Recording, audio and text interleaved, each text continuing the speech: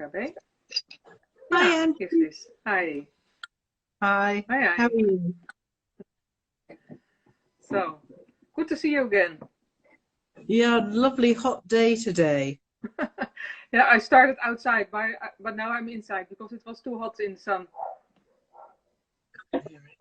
There are a lot of dogs here, so I don't know whether you have a problem. Do you hear the dogs or?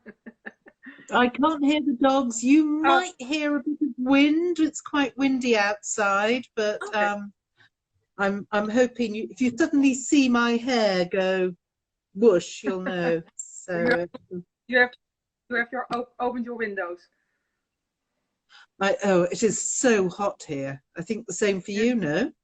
yeah. Here's very hot, but no wind, so it's really hot with no wind. But Um, the good thing, it, that's a good yeah. weather for a glass of rosé. Well, I must admit, when it started, I looked at the weather forecast and I thought, I know it's cliched and we really should not be saying this, Yeah, but a glass of chill sparkling rosé and quality sparkling mm, rosé, I have to say, yeah, is perfect yes, for this evening. sure. So you have two bottles. Yes, because we spoke about this one, but I Yeah. also had this one in my cellar. So Ah, it's right. from the same winery. It's the both is from Pinot Noir, and the one is the Frisante, easy drinking Frisante Yeah. with a screw cap. And this one is the one you also have, the Pinot Noir in the second fermentation in the bottle. In the bottle. I think I've had the Frisanti before because I Okay. recognise the name and when you've shown that label. So yes, I've got the Method Traditionnel Pinot Noir like you. Yeah. Um, and I don't know about you. I mean, which glass are you using? I'm using now these glasses. Same. Oh, yeah. Um, just because, I mean, so I've done quite a bit of tasting during lockdown, still rosé as well as sparkling. And you taste a bit and you take a bit out of the bottle and then you leave it for a day or two. And I've just found increasingly these both sparkling and still just get better and better. Oh, super. And I was going to decant this and I thought, no, decant it later. But okay, the bubbles maybe don't last quite as well, but the fruit is really coming out in these Yes. bigger glasses, which is lovely. This is a non-vintage, yeah? Non-vintage, but it was disgorged in 2020, so Cool. recent disgorgement. Yes. But I don't know anything about this estate. Well, I've been there, but I didn't visit the winery. I had a wine tasting with a group of people, and we were very short time inside, in and out. And so I don't have the story, but I know it is about 1 hour from the Hungarian border. So Mm-hmm. it's not far, and Yeah. the winery is owned by Hungarian investors. Um, They also have vineyards in Hungary, in the west, and also in Tokaj. right. So do you know what's the name of the family then?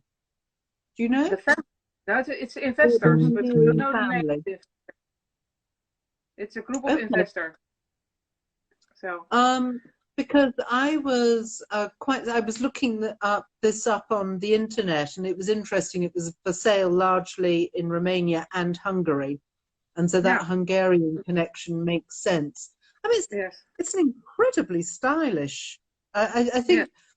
I mean, I don't know whether everyone can see, but underneath the word fruit, it says Transylvania in gold, which you can hardly see. I mean, I didn't even notice it at first. And I did wonder whether, as soon as you say a sparkling wine comes from Romania, do people kind of go, that's not going to be very good? yeah. And that on the export market. But it's got amazing freshness. So what's the climate like in this area? Is it cooler climate? Is the soil chalk or? It's a continental climate. It's really hot because you're not near to the sea. The Black Sea is far away, and like here, it's very hot. I'm nearby. From my house, I think it's 1.5 hour driving. So I guess it's a bit the same temperature here. But the soil, I'm not sure. Okay. I mean, just amazing acidity, didn't you find? Yes. I got lots of very ripe cherry and red currant fruit. A very good intensity and very good weight, but this beautiful long acidity and the lovely leesy character. Yeah. So it's very, very well balanced. Yeah. I also have the fruit, the dark fruit and the plum and things like that, but also some earthy character from the Pinot Noir, I think. Very much so. Yeah. And I think one problem that we often see in sparkling wine that not champagne is that producers, to try and create elegance, forget the fruit. You know, you think how often we've had sparkling wine and it's a bit like water. But this really does have bucket loads of fruit on it. It's not shy as a wine. No, but it is really dry also. It says 5 grams per litre dosage. So yeah, really dry. Yeah. And the acidity is 7 grams, so it's very good balanced. And it has been on the lease for 22 months. 22 months. Right, so that would explain. I mean, when I opened the bottle early, or actually I tell a lie. My son opened the bottle. He was the other side of the room. And as he walked towards me, I could just smell this sort of aura of leesy, yeasty character just spilling out of the glass. So it really does have lovely lees character. Yes. And the frizzante, is that also Pinot Noir, you said? Yeah, it's also Pinot Noir. But it's, of course, less, the mousse is less. And it's a bit, it is semi-sweet, semi-dry. I don't know how you call it. It's about 7 grams per liter residue. So it's off dry. It's very pleasant because I'm not into the funky rosé, easy drinking rosé style. So I was waiting for the moment to this bottle. So now was the moment. And I think they have the same aroma profile, like the fruit and the earthiness. But it's just easier to drink. It is only 1 or 2 bar, like the other one is 5 or 6, I think, bar. Yeah. So the pressure is more bubbles, and this is just easy drinking. And I'm not so fond of sweetness in wine, but when you chill this wine well, it's very nice on the terrace or just a sunny Saturday evening. Yeah. I think it's interesting that champagne, I don't know if you saw recently have done a promotion that you should eat radishes with champagne. I don't know if you've seen this. What should you eat? Radishes. Okay. Which strikes me as a bit odd because there are so many different types of radish, but I think it was only a promotion in England. And I've become obsessed with this idea of, would this wine go with radishes? And I think sometimes, sometimes radishes can be a little sweet, not too peppery, with that acidic bite. Yes. And I can just imagine, as you said, sitting in the garden on a hot Saturday summer evening with a bunch of radishes and other fresh vegetables and a glass of pink bubbly. Yeah. Sorry? Sounds pretty good. Yes. They advise, of course, as aperitif, it's very nice, the frizzante, but also light meals like fish, poultry, summer salads. You can also eat with this rosé. It's not only just easy drinking. It has some backbone. It's very. And would you eat with the sparkling wine, the Carastelec? Would you eat something with that? With the one you have? With this one, would you have a meal with this as well, or just aperitif, do you think? Well, I'm going to try it now because Wim is preparing chicken on the barbecue with mushrooms and some blue cheese, soft blue cheese, and I think this will match pretty well. I think so, yes. I think quite often we forget that sparkling wine goes well with food. Oh, it's yeah. One of those things. Although I'm very happy just to drink it on its own, I must admit. It's not a problem. And for this wine, also, I saw that it was very much sold in Romania. Are there many sparkling wines in Romania? Yes, I'm looking for sparkling wines now, and most producers also make sparkling wines, but a lot of them are in the Frisante style. There are some methode traditionele wines, for sure, but a lot of them make a wine like this, and they make it in Italy. So they make the wine here, and they make the bubbles in Italy, and then it comes back in bottle. Because there's a lot of Hungarian is made in Romania. Also a lot of influence from Italy. Right, but what about the méthode traditionnelle? Is that made in Romania? This one, yes. Yeah, Carastelec has a very modern, technology, a very modern cellar, and they make everything self. They have Giro palette for the riddling. Okay. So it's and they are not massive. Like they produce a lot of sparkling wines. That's their specialty, but they are not. Okay. They are small. They are really good producers. Interesting. Yeah. And when are most of the méthode traditionnelle made in Romania? Are they made throughout the country or mainly in the north? Where in Romania?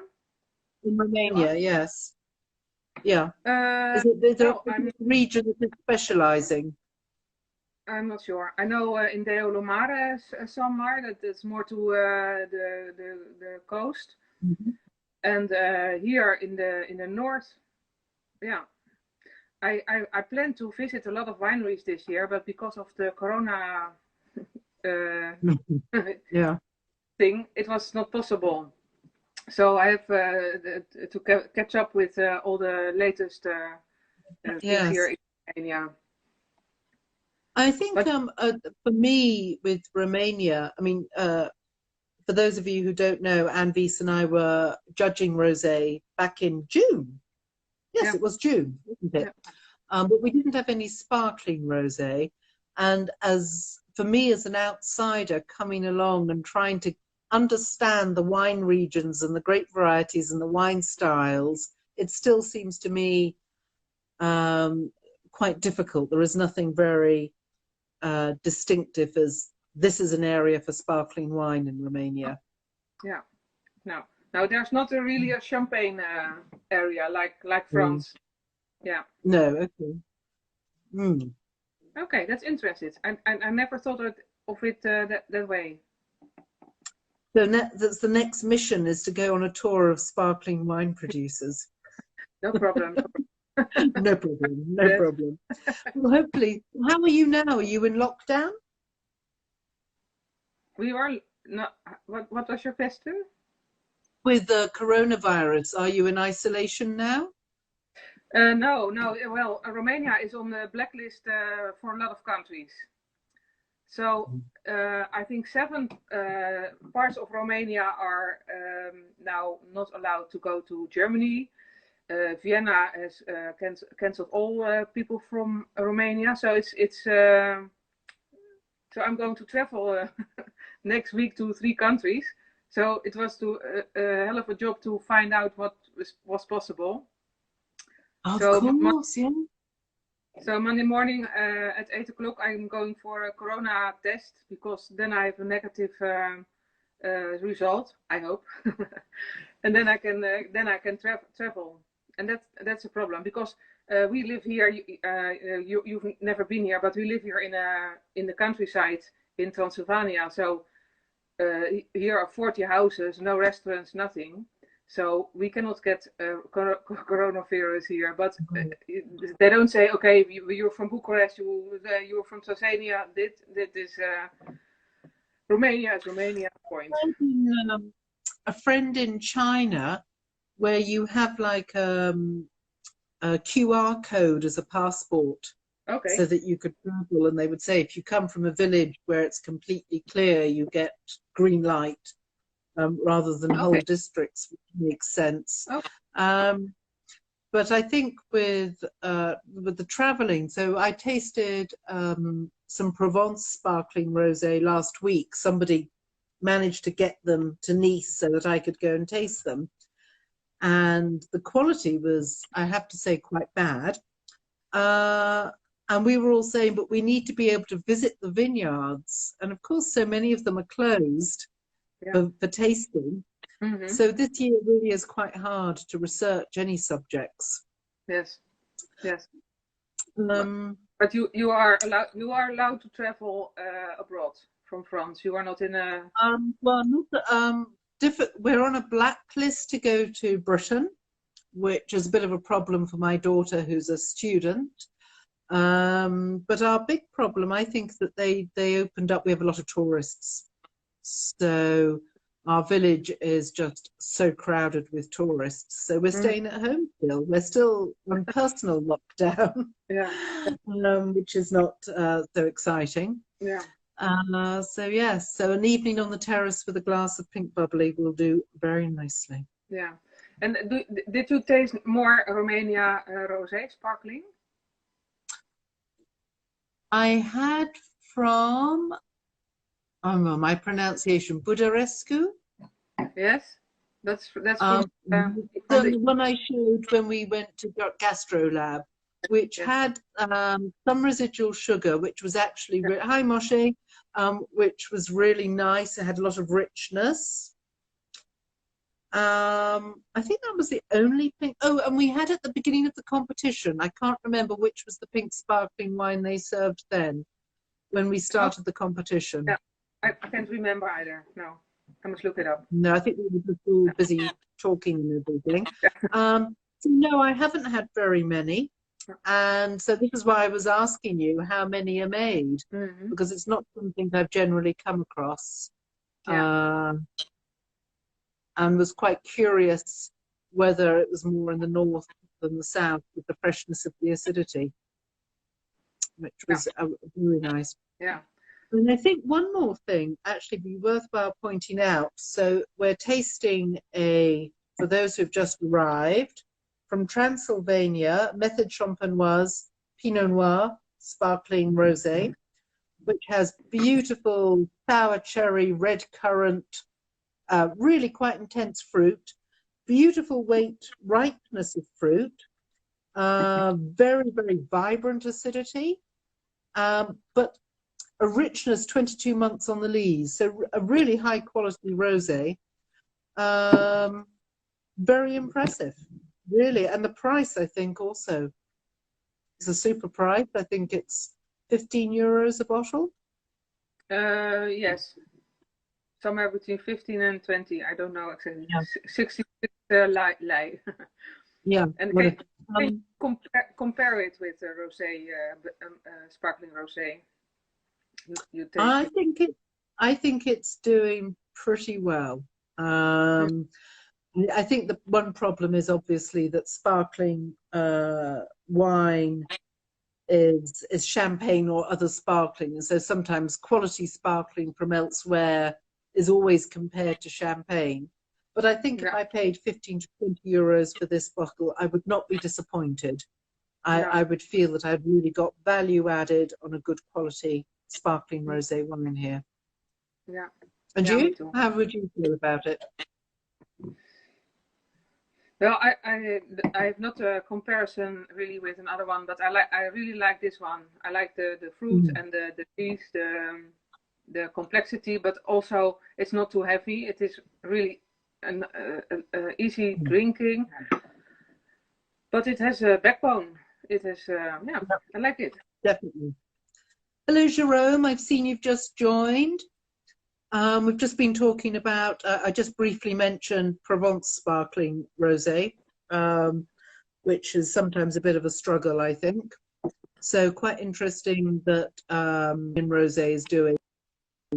sparkling rosé is doing so well. And in fact, better than some of their still rosés, I would say. Is that heresy? I think in terms of quality, really.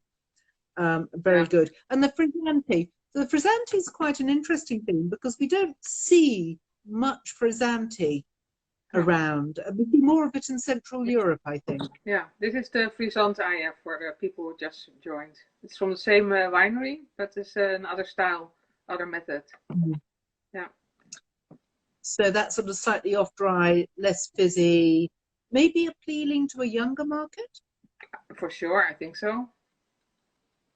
Yeah, it's young like really us, nice. Excuse me? Young like us. Of course, I like it. So, well, I'm happy to have been able to taste this wine together with you. It was fantastic, yes. Again. Pity we are not going to meet soon in all the competitions. You are going to. No, we're just going to be. I think our flights will sort of be crossing each other. Yeah. So I will be tasting at the Mondial de Pinot in Switzerland, and you're going to be tasting at the Mondial de Bruxelles in Moravia. Yes. First to Munich next week. Okay. For Mondial, and then the Berlin Wine Trophy. So Okay, so I'm going from Mondial de Pinot to Mondial de Grenache. So I'm tasting very focused grapes, and you're doing Mondial. So we'll have to catch up.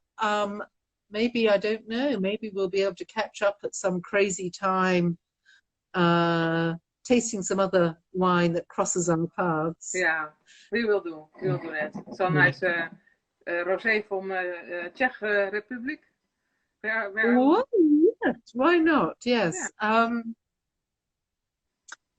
I'm not, well, if you can find a Pinot one, I might be able to link up with a Pinot from my competition. You never know. So maybe we can do something that way. Okay. So that's in 2 weeks, yes. Fantastic. Nice. Well. Is your barbecue ready? Cheers. Cheers. Nice meeting you. Nice meeting you.